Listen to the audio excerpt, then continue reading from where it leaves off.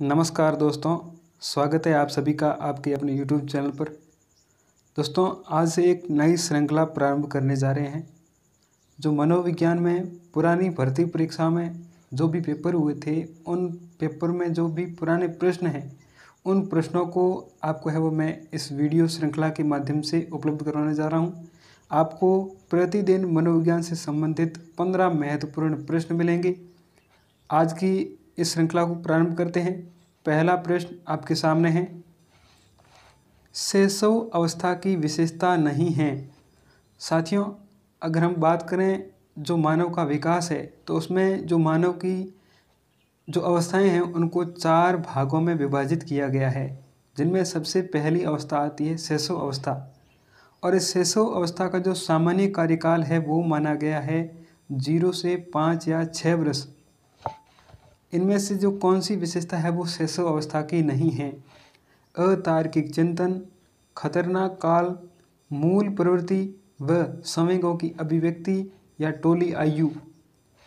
साथियों, ये जो विशेषताएं हैं ये शैशव अवस्था में बालक में देखने को मिलती है। अतार्किक चिंतन, इसका मतलब ये होता है कि जब बालक है वो तर्क नहीं कर पाता है, अपने विचारों को दूसरों के सामने अभिव्यक्त नहीं कर पाता है। इसका मतलब ये होता है कि बालक जो भी विचार है वो दूसरों के सामने प्रस्तुत नहीं कर पाता है। तो ये जो अतार्किक चिंतन है ये शैशव अवस्था की विशेषता है। खतरनाक काल, खतरनाक काल भी शैशव अवस्था को कहा जाता है। इसको हम अपीलीय काल भी कहते हैं। अपीलीय काल, ये जो खतरनाक और अपीलीय काल है ये शैशव अवस्था की एक महत्वपूर्ण परिभाषा है। ये परिभाषा दी थी हरलोक ने। इन्होंने कहा था कि शैशव अवस्था को खतरनाक या अपीलीय काल कहा जाता है, क्योंकि अगर आप ये समझ सकते हैं कि आप बालक को अगर परेशान करते हैं तो वो बात बात पर आपकी है वो शिकायत करता है अपनी माँ को। तो इसलिए जो शैशव अवस्था है इसको अपीलीय या खतरनाक काल कहा गया है। मूल प्रवृत्ति व संवेगों की अभिव्यक्ति। साथियों, अगर बात करें मूल प्रवृत्ति और संवेगों की, तो इस मूल प्रवृत्ति से ही संवेग उत्पन्न होते हैं। जो मैक्डुगल थे, मैक्डुगल ने 14 मूल प्रवृत्ति बताई थी और 14 ही संवेग बताए थे। और ये जो संवेग है ये शैशव अवस्था में भी अपना प्रभाव दिखाते हैं, तो ये भी सही है। लेकिन जो 4 नंबर का ऑप्शन आ रहा है टोली आयु, ये साथियों शैशव अवस्था की विशेषता नहीं है, ये बाल्यावस्था से संबंधित है।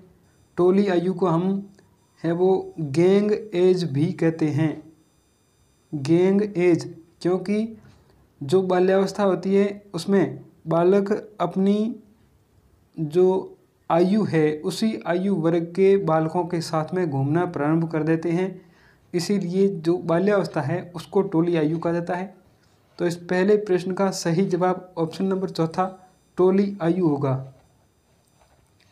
आगे बढ़ते हैं। दूसरा प्रश्न है, निम्न में से किसने किशोर को विद्रोही कहा है? कोलसैनिक, वाटसन, फ्रैंक या वैलेंटाइन। साथियों, ये जो किशोरावस्था है इसका कार्यकाल होता है 12 से 18 वर्ष तक। किशोरावस्था में विभिन्न प्रकार के परिवर्तन देखने को मिलते हैं। इसकी अगर हम बात करें तो इस प्रश्न का जो सही जवाब है वो क्या होने वाला है? कोलसैनिक थे। कोलसैनिक ने किशोरावस्था की एक महत्वपूर्ण परिभाषा दी थी। इन्होंने कहा कि जो किशोर है वो प्रौढ़ों को अपने मार्ग में बाधा मानते हैं, क्योंकि जो भी वृद्ध लोग होते हैं वो किशोरों को समाज का विपरीत व्यवहार करने से रोकते हैं। इसलिए वे है वो बालकों को, वे जो किशोर हैं वो प्रौढ़ों को अपने मार्ग में है वो बाधा समझते हैं। वाटसन ने साथियों एक महत्वपूर्ण कथन कहा था कि आप मुझे चाहे जो बालक दे दें, मैं उसे कुछ भी बना सकता हूँ, चाहे इंजीनियर हो चाहे डॉक्टर हो। यानी कि आप अगर मुझे मंद बुद्धि बालक भी देते हैं तो मैं उसको है वो बहुत ही इंटेलिजेंट बना दूंगा। और ये कथन इन्होंने कहा था 1925 में। उसके बाद में आता है फ्रैंक। तो साथियों, इस प्रश्न का सही जवाब फ्रैंक ही होगा। फ्रैंक ने कहा था कि किशोर में विद्रोह की भावना होती है, वो बात बात पर है वो जो अपने परिजन होते हैं उनके प्रति भी विरोध व्यक्त करता है, उनसे है वो क्रोधित होता है। और जो वैलेंटाइन हैं, वैलेंटाइन ने किशोरावस्था को अपराध प्रवृत्ति का नाजुक समय कहा था, क्योंकि ये किशोरावस्था ही एकमात्र ऐसी अवस्था है जिसमें बालक है वो बहुत सारी गलतियां करता है, इसलिए इसे अपराध का काल भी कहा जाता है। तो साथियों, इस प्रश्न का सही जवाब ऑप्शन नंबर तीसरा फ्रैंक होगा। अगला प्रश्न आपके सामने है, आधारभूत भाषाई कौशलों के विकास की अवस्था है। अगर हम बात करें भाषा के कौशलों की तो 4 कौशल होते हैं, LSRW: सुनना, बोलना, पढ़ना और लिखना। तो इन कौशलों का विकास है वो किस अवस्था में अधिकतर हो जाता है? आधारभूत का मतलब है कि काफ़ी है वो हद तक हो जाता है। संवेदीकामक, पूर्व संक्रियात्मक, मूर्त संक्रियात्मक या अमूर्त संक्रियात्मक। साथियों, इस ऑप्शन में चारों अवस्था दे रखी है, इन अवस्थाओं का वर्गीकरण है वो संज्ञानात्मक विकास सिद्धांत में जीन पियाजे ने किया था।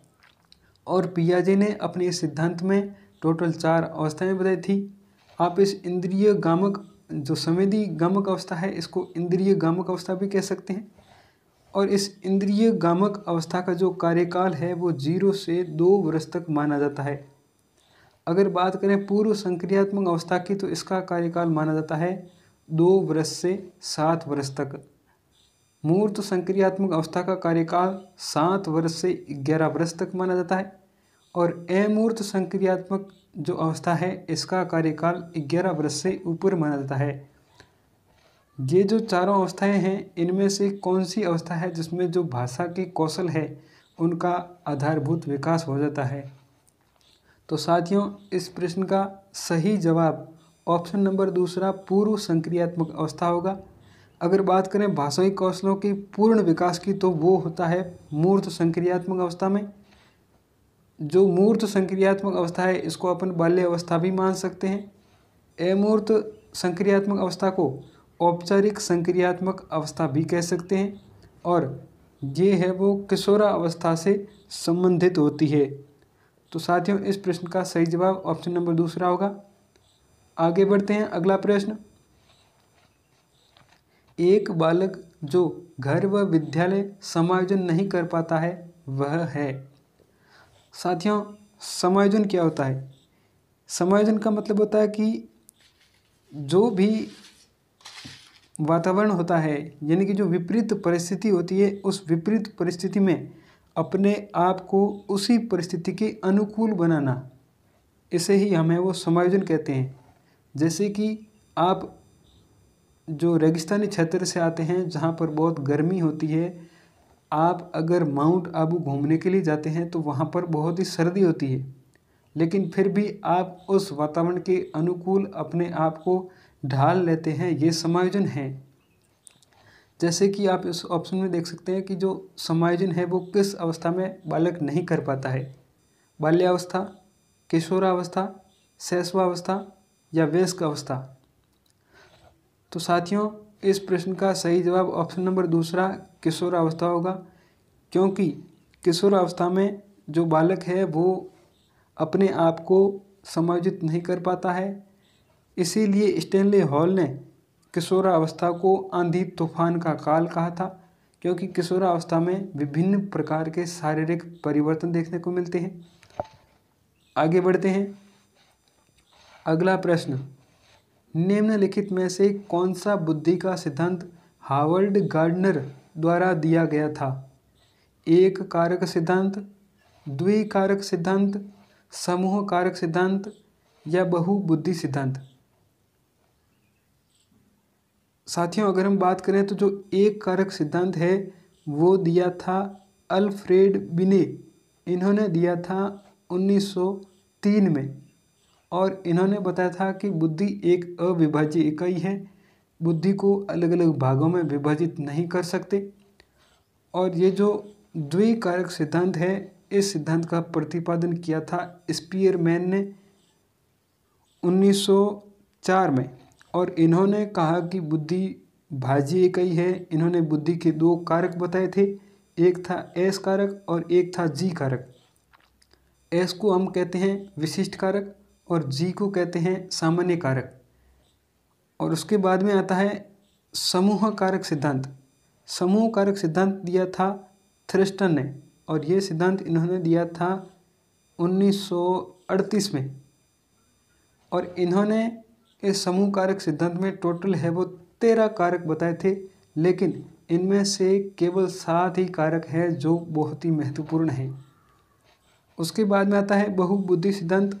साथियों, ये जो बहुबुद्धि सिद्धांत है, यही सिद्धांत है वो हार्वर्ड गार्डनर ने प्रतिपादित किया था। इस सिद्धांत का प्रतिपादन 1983 में किया गया और इनकी जो पुस्तक थी उस पुस्तक का नाम था फ्रेम्स ऑफ माइंड।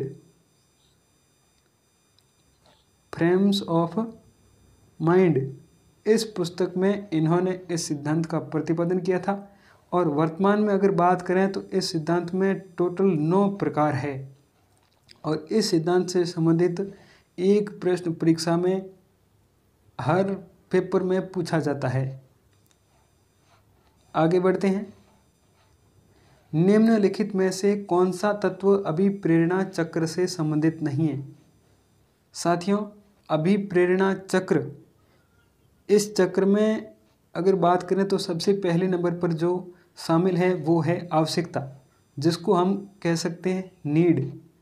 उसके बाद आता है अंतर्नोद, संवेग, प्रोत्साहन। तो साथियों, इस ऑप्शन के हिसाब से अगर बात करें तो जो तीसरे नंबर का ऑप्शन है संवेग, संवेग है वो अभिप्रेरणा चक्र में शामिल नहीं है। इस प्रश्न का सही जवाब ऑप्शन नंबर तीसरा होगा।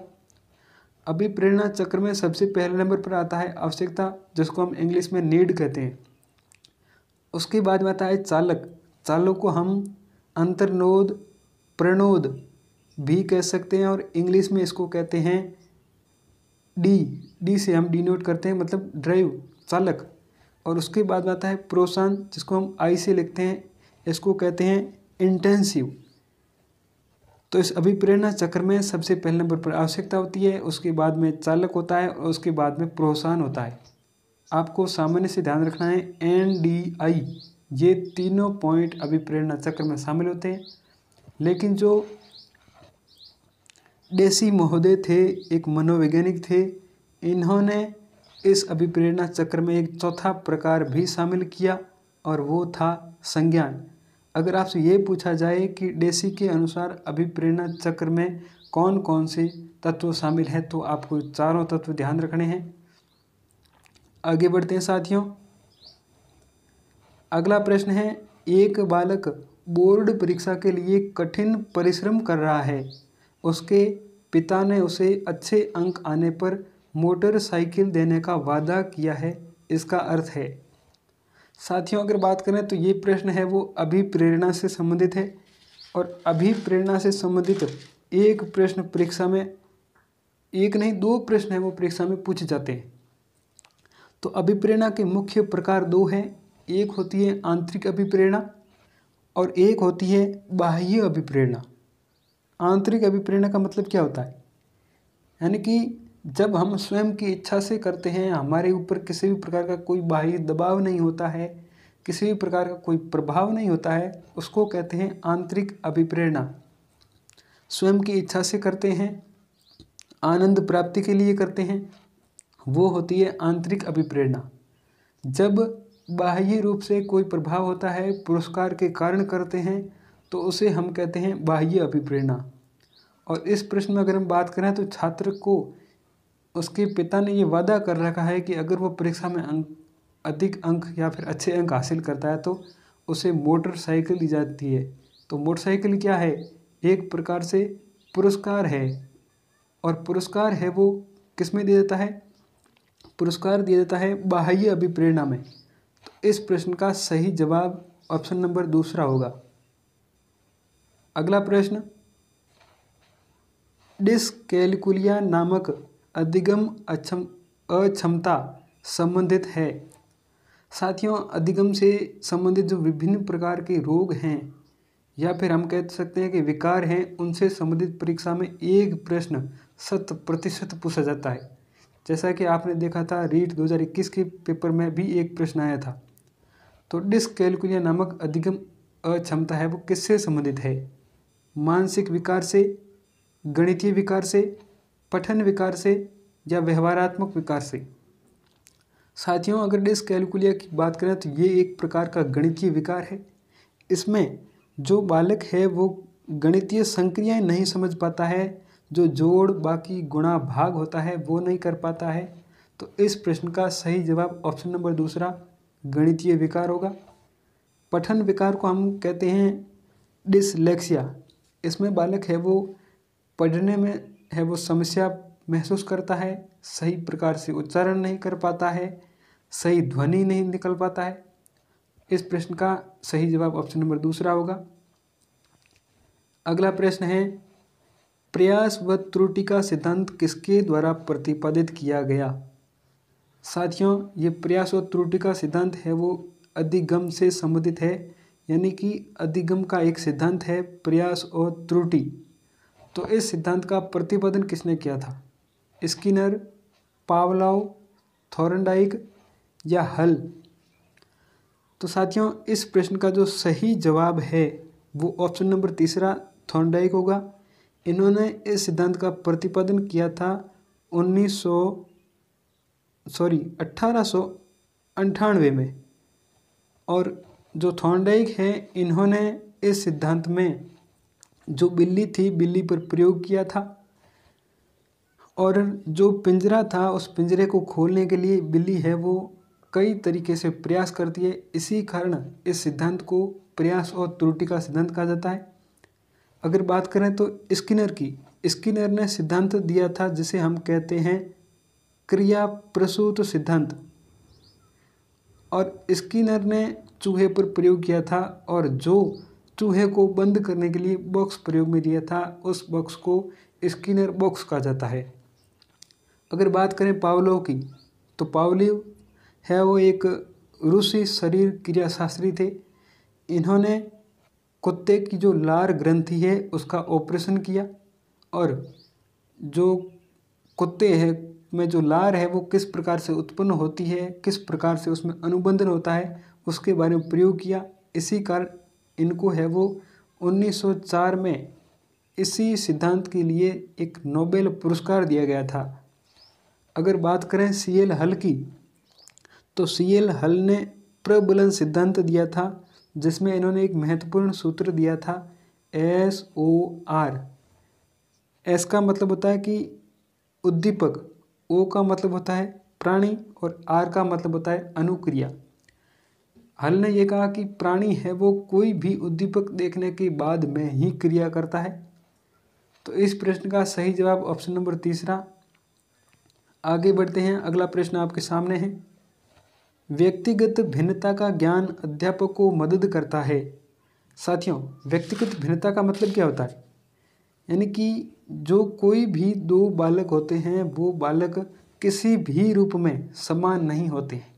अगर हम शारीरिक बनावट की बात करें या फिर उनकी बुद्धि की बात करें, यानी कि जो मानसिक और शारीरिक रूप से बालक किसी भी प्रकार में है वो एक जैसे नहीं होते हैं, इसे ही व्यक्तिगत भिन्नता कहा जाता है।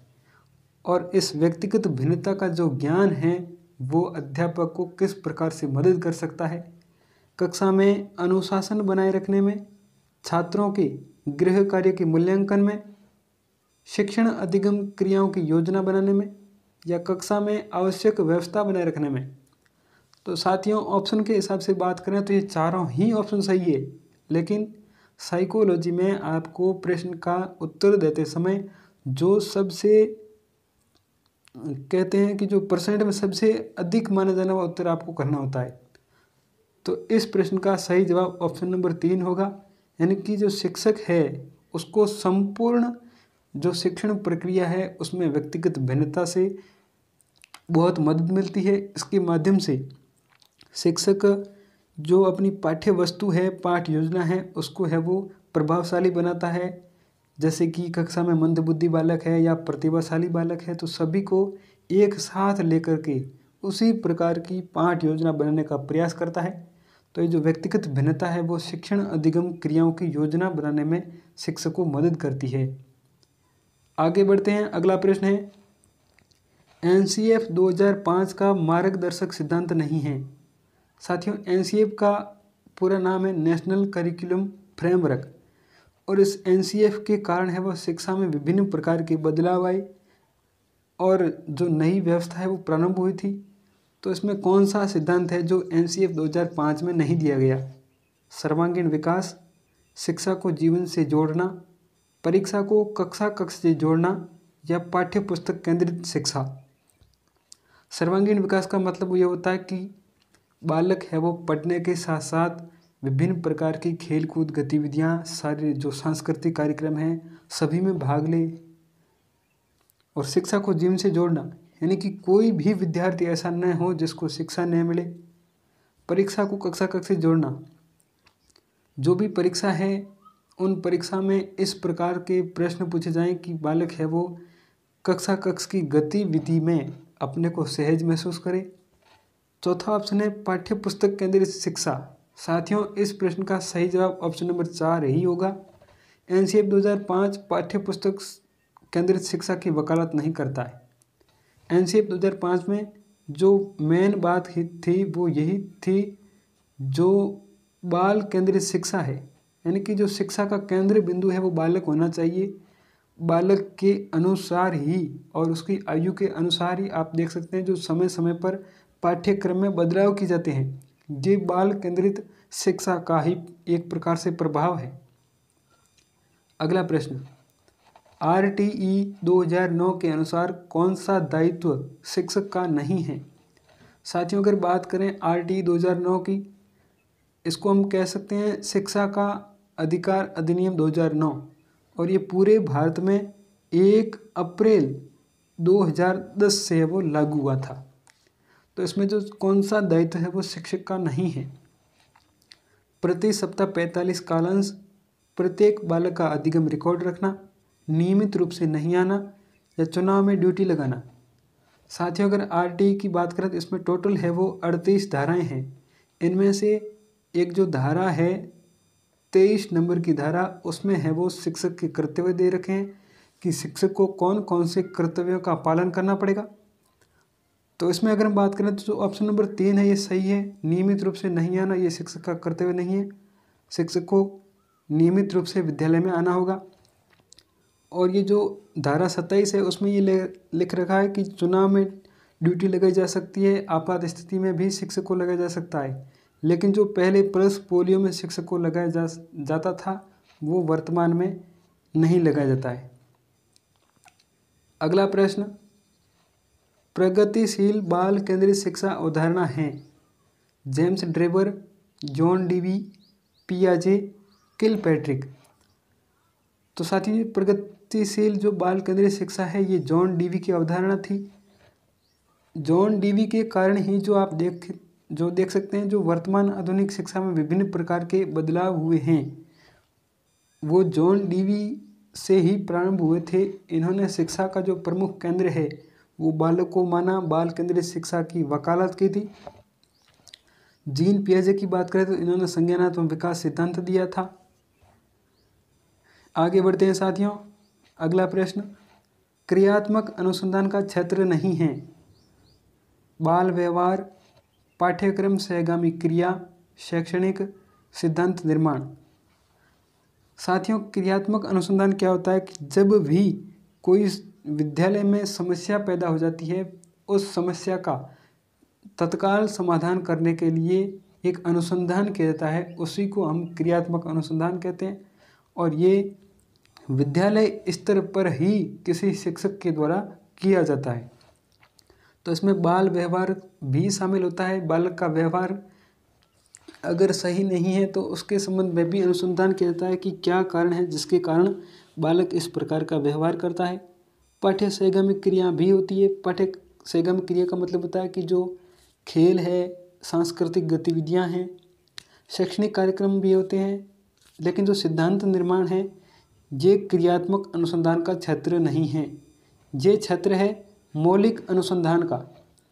साथियों, अगर हम बात करें तो क्रियात्मक अनुसंधान केवल विद्यालय स्तर तक ही सीमित रहता है, लेकिन जैसे कि आप मान सकते हैं कि किसी जिला, राज्य या फिर देश स्तर पर जो विभिन्न प्रकार की समस्याएं होती है, उन समस्याओं का समाधान करने के लिए जो अनुसंधान किया जाता है उसे मौलिक अनुसंधान कहते हैं। तो इस प्रश्न का सही जवाब ऑप्शन नंबर 4 होगा। अगला और आज का अंतिम प्रश्न है, गेस्टाल्टवाद के प्रतिपादक हैं स्किनर, वर्दीमर, पावलोव या फ्रायड। साथियों, गेस्टाल्टवाद एक संप्रदाय है और इसकी स्थापना जो मैक्स वर्दीमर है इन्होंने की थी 1917 में। और इन्होंने जो गेस्टाल्टवादियों ने एक प्रमुख बात ये कही थी कि जो अधिगम है, जो सीखना है, वो केवल मानव में ही हो सकता है, पशु नहीं सीख सकते। लेकिन जो व्यवहारवादी मनोवैज्ञानिक है इन्होंने ये माना कि जो अधिगम है वो पशु और मानव दोनों में ही हो सकता है। तो इस प्रश्न का सही जवाब ऑप्शन नंबर दूसरा वर्दीमर होगा। अगर बात करें हम फ्रायड की, तो फ्रायड ने एक सिद्धांत दिया था जिसका नाम था मनोविश्लेषण सिद्धांत, और इन्होंने मनोलैंगिक विकास सिद्धांत भी दिया था जिसमें उन्होंने टोटल 5 अवस्थाएं बताई थी। फ्रायड से संबंधित भी एक प्रश्न परीक्षा में पूछा जाता है। अगर दोस्तों आपको ये वीडियो पसंद आए तो लाइक और शेयर करना और चैनल को ज़रूर सब्सक्राइब करना। धन्यवाद।